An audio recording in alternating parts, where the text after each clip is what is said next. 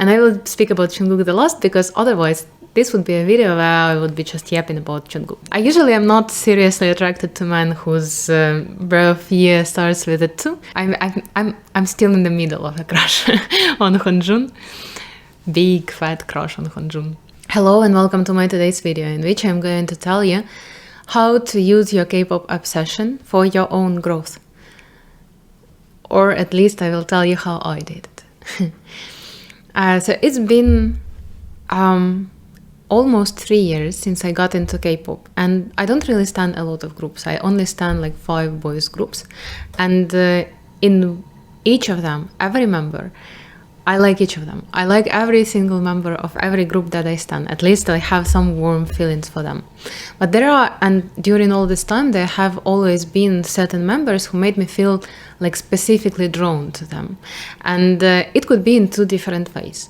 One way, it would be when I was just, feeling genuinely warm and very, good about certain people. And that's one way. This way I feel about Yoongi, about Namjoon, about Bongyu, and like some other members, but in lesser scale, in lesser intensity. And you could notice from the content on my channel that I have a lot of content about this particular 3 members, and I will be making more content about them because these are people who I feel very warm and very gentle about. They are like very, very important for me.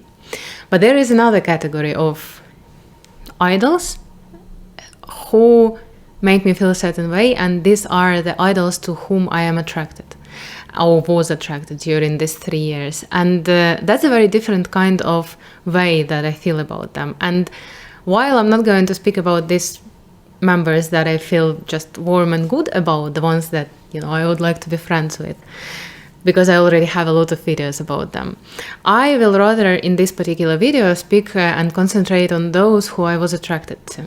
And I will explain to you why. I have noticed with the current of time that the people that I just like but I'm not attracted to are usually kinds of people that have similar characteristics, similar archetypes, similar, vibes that I have.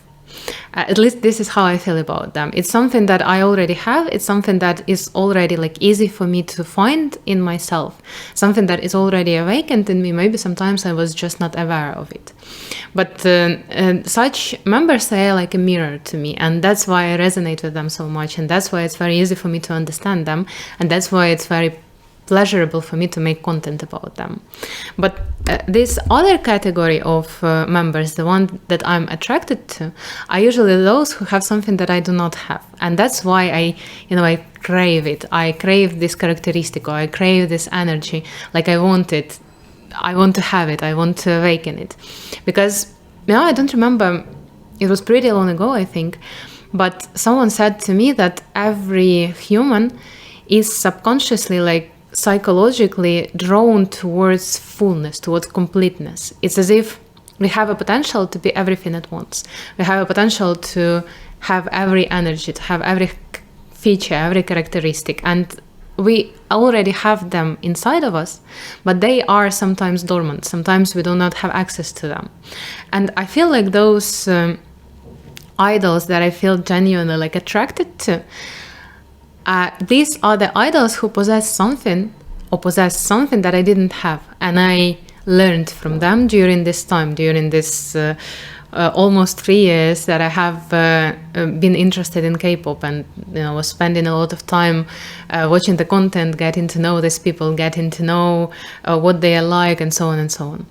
So in this video I will speak about 4 idols that I was or I am attracted to, and these are ENHYPEN Sunhoon, TXT Yeonjun. Why am I speaking so slowly? ATEEZ Honjun and BTS Jungkook. And I will speak about Jungkook the last because otherwise this would be a video where I would be just yapping about Jungkook. I swear to God. And the first one that I'm going to speak about will be Sunhoon, because with Sunhoon it was very obvious that it's some, learning moment, some moment for me to learn something, because Sunhoon is absolutely not my type. And Sun-hoon is much younger than me. So I usually am not seriously attracted to men whose birth year starts with a 2. Actually, all of these members are younger than me. Maybe it should say something about me. But Sun-hoon is significantly younger than me. And usually I'm not attracted to men who were born after 2000s. So, but with Sun-hoon, it was really, really sweet because I remember I started to get to know and hype at the end of spring, and when I already was acquainted with them more or less, I chose Sun-hoon out of all of them as, you know, the one that I like the most, the one that I'm most attracted to.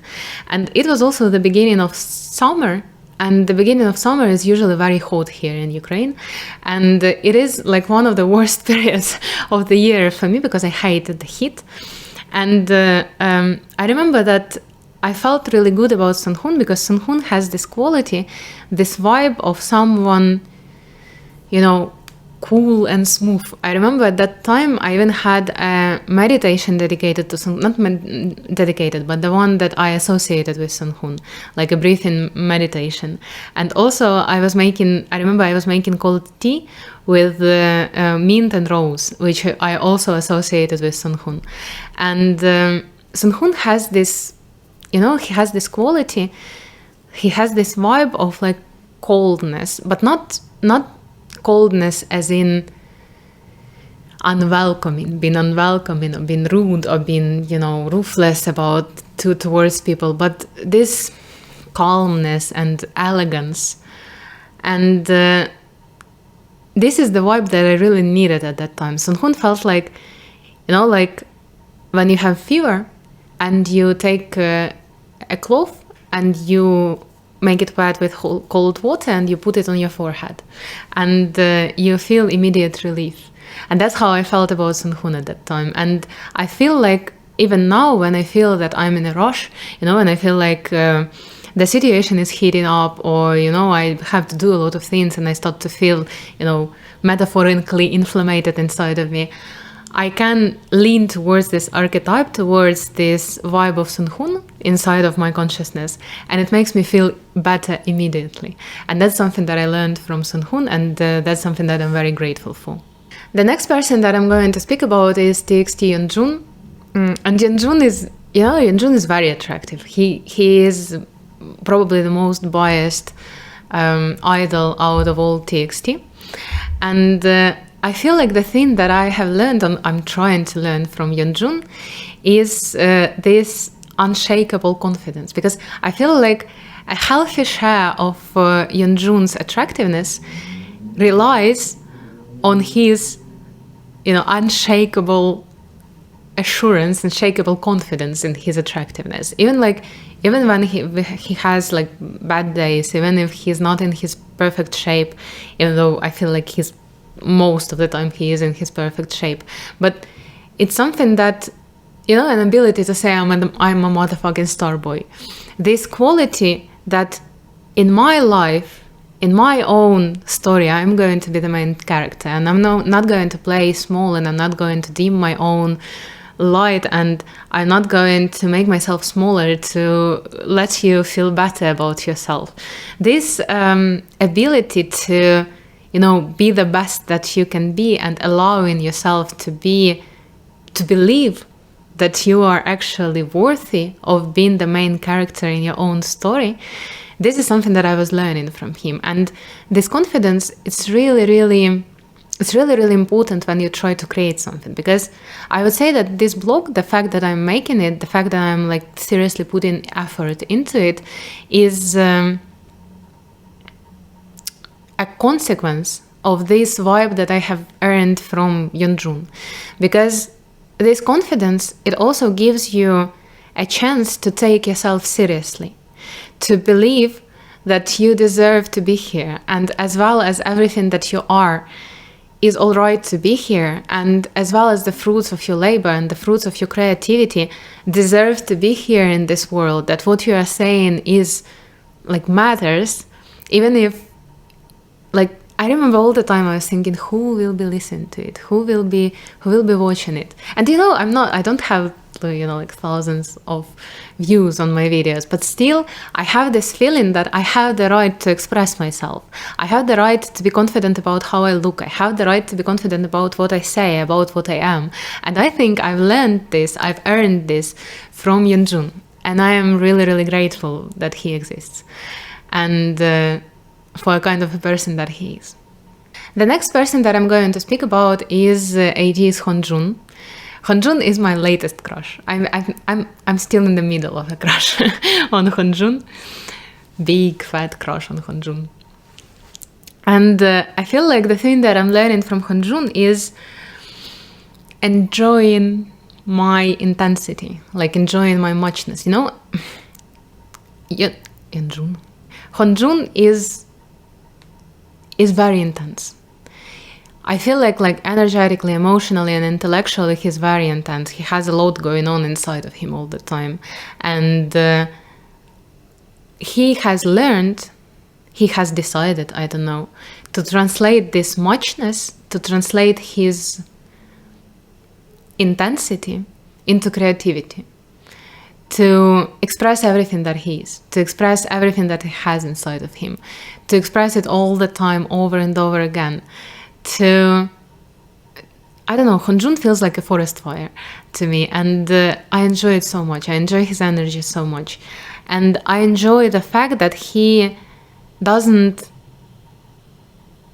people who are intense, and I feel like I'm this kind of a person too, may be hard to deal with, difficult to handle, may be intimidating for other people. And very often, more often than not, people with such quality, like me, and I know other people like that, we learn to, mute ourselves a little bit to be more convenient for others. Because otherwise, people just abandon us, and that's not something anyone likes, right? And but this intensity, it doesn't go away. It stays inside of us, and it creates issues. It hurts. It creates anxiety, because the energy that is not expressed to the outside, it always creates something inside, some illness or some depression or some anxiety or something like this, something that is not fulfilled. It always creates problems, inevitably. And I've been holding back my intensity for a very long time, until lately, actually, until I saw Honjun, who is the most intense person I have ever seen. I think one of the most intense people that I have ever seen. And he just uses it for his own good, to create, to expand, to make money, to lead people, to be out there, to be, like a forest fire. I know it's very opposite, right? I'm speaking about Honjun as a fire, and I'm speaking about Sunhoon. I was speaking about Sunhoon as ice, and these are two opposite qualities. And it's also a part of, this beauty of being a human, being able to be different things at the same time, or different things in different situations. But anyways, I feel like this is what I'm trying to learn, or this is what I'm learning from Honjun. To be everything that I am, and to freely express it. Because, it may mean that some people will not perceive me. It may mean that some people will be, for some people I will be too much. But it has always been like this. There were a lot of people for whom I was too much, during my whole life. But if I express myself as who I am, I will be able to find my people, for whom I will be just exactly as much as they need. And this is something probably that happened to Honjun, and the ATs are such people for him. So I'm really grateful for his, bravery, and I'm really grateful for a kind of a person he is. And I'm really happy that I came across Honjun at a certain point in my life. The last person that I'm going to speak about is going to be Jungkook, and I'm speaking about him the last because it's going to be difficult to explain. Very difficult to explain. Extremely difficult to explain. There are two different things about Jungkook that I have noticed, that I have seen, witnessed about him. And one of them is very practical, and it will be easier to explain. And another one is very, symbolic, energetic, metaphoric, and it will be very hard to explain. But anyways, I will try to explain them both. So the first one is that I remember at a certain period, like Jungkook was the first person that I saw in K-pop, not just in BTS, but in K-pop generally.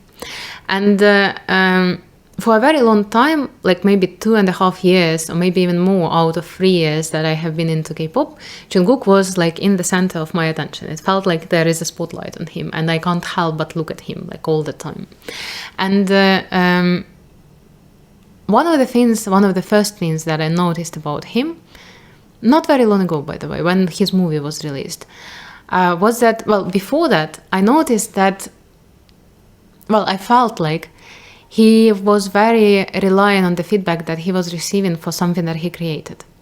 I felt like he really looks into, the feedback, how people react, like how he is perceived, and all of that. And because I was in a period when I was trying to get rid of the need to always seek for validation from other people, because before that, it was like all my life trying to find a validation from other people. Because I was in a period when I was trying to get rid of it, I felt really bad about him, because I felt like he is very dependent on what people think about him, or what people say about him. But I remember that when I was watching his movie, I realized that I was perceiving it completely wrong, because in the movie, like, I don't remember what exactly it was, but it struck me that he is not actually looking for validation. He is looking for feedback on what he creates, because this is his way of reflecting on himself. In the Bible, there is a verse that says, you will recognize them by their fruits. And in fact, when you are trying to understand who you are, it's not right to fully depend on what people say about you, or what people say what you are, because people don't really see you usually. People project upon you something that they have inside of them. Exactly the same way as I am doing in this video. I project something upon the idols that I'm speaking about. But also, it's not completely right to only depend on what you think of yourself, because you don't see a lot of things, because a lot of parts of us are hidden from ourselves as well. A lot of parts of us are hidden from other people, but there are things that are hidden from us and other people can see. But all of this, like, you can't rely either on what other people say about you, but you can't also fully rely on what you know about yourself. So what to rely on? And Jungkook is actually like doing the very right thing. He relies on what he creates, because what we create, what we can do, is actually the ultimate reflection of what we are. You can't lie with your creation, with what you create. By the way, it's probably one of the reasons why it's so difficult to create, because you cannot fake your creation. My creation, like what I create, is the ultimate truth about who I am. And I feel like Jungkook perceives his creation the same way. He creates something and he really enjoys the process of doing something, of making something. He really enjoys the process of delivering the final project, the final product of this whole process. But also he collects feedback to understand something about himself.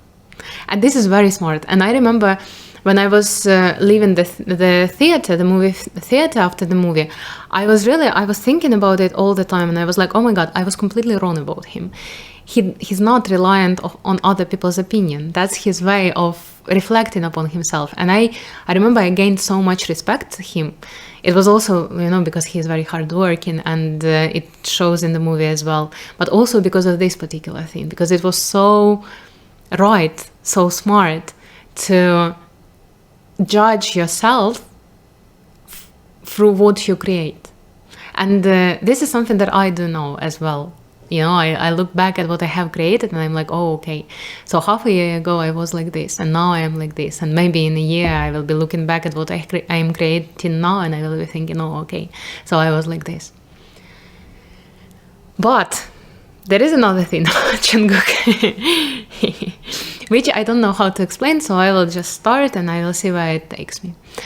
So this thing is more like metaphoric. I remember when I was making a video about Jungkook in spring. It was, by the way, also during the eclipse season. So, and this video I'm also making during the eclipse season. So it's very interesting. But I said that in Jungkook there is something that for me is exciting and intimidating at the same time. And with the current of time, like while I still felt this way about him, it became more clear what it is for me. And I remember that at some point I said to my friend that when I look at Jungkook, I feel like I'm standing on the edge of a void, which is pulling me in. And it's like, at the same time, I want to get into it. At the same time, I want to stay away from it as far as I can. And it's a very, intense feeling, and it's very, existential. And at that point, I didn't understand what this void is, but now I feel like I have an idea about what it is, and it will be not easy to explain. This particular part will not be easy to explain, but I will still try. So I feel like, because Jungkook, they say that Jungkook is good at everything, right? Jungkook has perfect pitch. Jungkook is very easy to project upon. Like whatever someone wants to project, that's why people are obsessed with him. Because whatever you want to project upon him, he will be that. You want to think that he is kind, he is kind. You want to think that he is an asshole, he kind of is, probably. You want to, project upon him that he is very reliable and loyal, he is. You want to project upon him that he is kinky and good in bed, he probably is. So like whatever you want to project upon Jungkook, whether good or bad, you probably can. It's possible. But it is so because he has this void inside of him. We actually all have it. But this void, as it seems to me, is something that contains everything that exists, everything that has ever existed, and everything that will ever exist. It's like the collective unconscious is like an eternity of everything. It's like everything that exists. And it's as if we all have a connection to it, one way or another. Even like Jung said that there is the collective subconscious that we are all connected to. But some people, and Jungkook I feel like is one of such people, have very thin membrane towards it. Like most of the people don't really feel it. Most of the people don't really have this close connection to this collective subconscious. But I feel like Jungkook has very strong connection with it, and he might be not aware of it. He just knows that people act weird around him, but he doesn't know what it is about him that makes them act this way. And I feel like it's because of this, because he has this connection to everything that is, to everything that exists. And it's something that makes him very intense. It's something that makes him extremely talented. It's something that makes him very unusual, makes people feel very unusual around him. It's something that makes people obsessed with him. It's something that makes people scared of him, intimidated by him. And it's something that was very important for me to see. Because apparently I kind of have it too. Well, we all have it too. But for me, it's like I feel it, I sense it. And, Jungkook is a very, very unusual person. Like out of all of the unusual people that I have ever spoken about or have ever looked at or have ever met in my day-to-day life, because I have met a lot of very really incredible people, Jungkook is the most unusual one. And I think it's not easy for him to live with himself because of that. But I'm really happy that he is what he is. I'm really happy that he exists and that, we all have a chance to witness him. And also, actually, one more really cool thing about Jungkook that I think I'm also learning from him is his ability to be very, very simple. He doesn't spend extra energy to think about how to present himself. He doesn't spend any extra energy to seem a certain way. He just is. He's just there.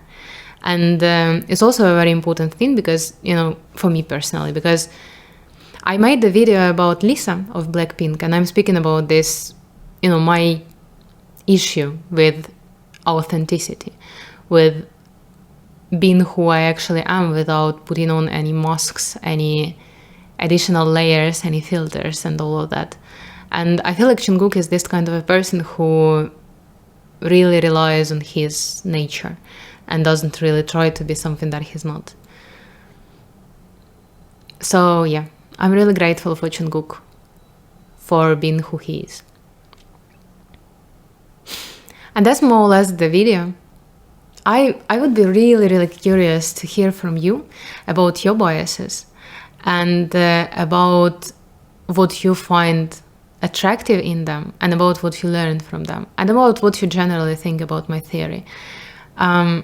I feel like it would be a very fascinating conversation. So if you feel like you are very welcome to share your experience in the comments and your thoughts and your ideas in the comments, I will be really, really happy to read them. And again, the last thing that I want to say is that I'm not inviting you to, be very serious about your biases. Don't be very serious. Life is about growth and expansion. It's also about having fun. So, don't scroll through, don't swipe thirsty edits of your biases. It's not what I mean. Like, watch them, enjoy them, have fun with them. It's just another dimension of what you could be doing, or how you could use it for something good. Yeah, now that's it. Thank you so much for watching. This video was so fun to make. I enjoyed it so much. See you next time.